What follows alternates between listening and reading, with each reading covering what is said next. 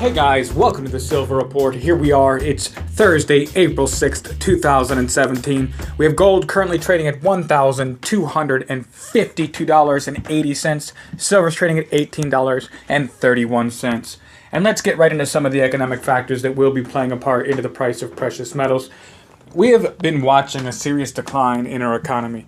And despite the fact that the Federal Reserve continuously tries to pour down our throats how great the economy is doing, there was a study that was released, a survey that was released by HomeServe USA, it's a home repair service. It found that some 50% of Americans are woefully unprepared for a financial emergency, with nearly 1 in 5, that's 19%, having no savings at all set aside to cover an unexpected expense. Meanwhile, there was 1 in 3, 31% of Americans could not write a $500 check to cover unexpected household emergency expenses if they had to. There was also another survey released by MetLife, came out Monday. It found 49% of their employees are concerned, anxious, or fearful about their current financial well-being. There was other studies that were released earlier in the year that described even people of all income brackets. Now, it came from CNBC, but there was a story they ran where they were asking people, and it said that everybody thought that they were middle class, whether they made $250,000 a year or $14,000 a year. They all thought they were middle class, and they all had deep concerns about their economic situation in life. They are one crisis away from destitution. And living paycheck to paycheck, it really leaves you no room for failure. No room for failure.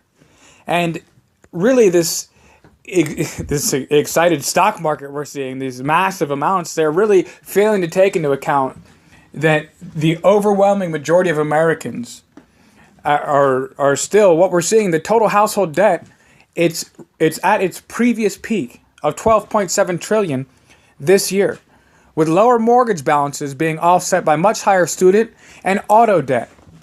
What we're seeing taking place in this country, we used to buy cars. We used to have money to buy cars. And it's becoming, in more increasingly, the fact that we are renting our life. When you look at home ownership statistics, when it said above 30% of the home purchases, the real estate purchases were from unconventional buyers. People are no longer buying homes, but they're renting. It was 40 out of the top 100 major cities in the United States are now mainly renter-based, which they used to be homeowner-based. So now we have, Daddy Warbucks, Federal Reserve, all of their banker crony friends who have now acquisitioned all of the real estate in the United States. And then when they failed by lending out to people who could not pay, they took our taxpayer money, handed it out to their banks, and now they're sitting on and they become the landlords, where we are now renting from the people that we thought were loaning us a home because we don't really own it. Credit is not cash. And so whenever they are making these subprime auto loans, the delinquencies of the 2016 vintage subprime auto ABS structure, it is massive. The amount of people unable to pay for their cars, it is really the root cause of this rise in delinquency rates. It can be traced back to the U.S. consumer income inequality and aggressive easing in lending conditions, primarily from non-bank lenders. In short, the mosaic we see is one where central bank reflation efforts, namely quantitative easing, low interest rate policies, have been more successful at fueling higher asset prices and wealth creation for a subset of consumers, and less effective in stimulating real income growth. So there has been winners selected by these banks. There has been winners selected by the Federal Reserve. And it's mainly their banks. And it's creating asset bubbles while their middle class is being wiped out. Like they went and they questioned people. They all thought they were middle class. Guess what? You're not anymore. When you look at the inflation data, when you look at the fact that in the grocery store, your paychecks no longer go anywhere. When the fact that your dollars purchase nothing. And they're now seriously considering eliminating the penny, which used to have the value of a quarter in the United States, of today's quarter. They're now considering eliminating the penny from circulation. That is because our money is so completely worthless at this point. And our wealth, we're increasingly seeing people who are retired, who are taking out auto loans. People who are younger taking out auto loans. In fact, when we're looking at the wealth inequality, when you look at people from 21 to 35 years old, they're not investing in the stock market. In fact, they're so burdened down by student loan debt, if at all they went to college, and besides that, or they're under the extreme poverty line. And everyone wants to, and the poverty line keeps rising up.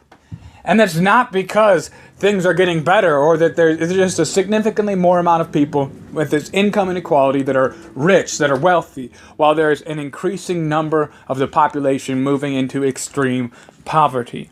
More than that, whenever you have the younger generations with extremely low labor force participation, you have anybody who is able to attain employment that is gainful, that is actually going to be beneficial for the economy. You have the student loan debt.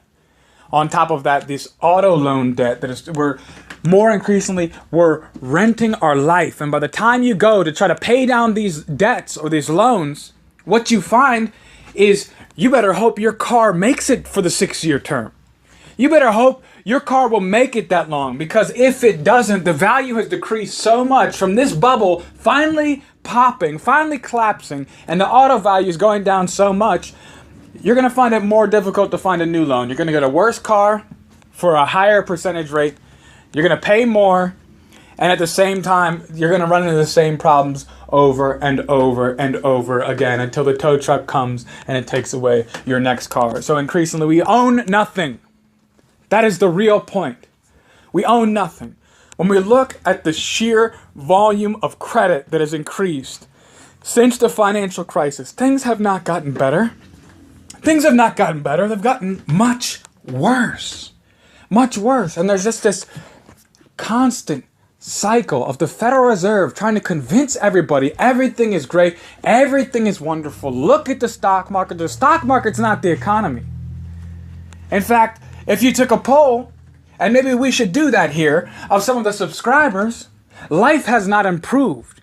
Even if your paychecks have improved. I love how the mayor of Baltimore, he came out and he campaigned, or she campaigned on raising the minimum wage. And now she's vetoed twice measures that went through to raise the minimum wage in Baltimore before 2023 to $15 an hour. She vetoed it twice. And they asked her why. And she said, I want there to be higher wages in my city. But I also don't want to watch the destruction of my city.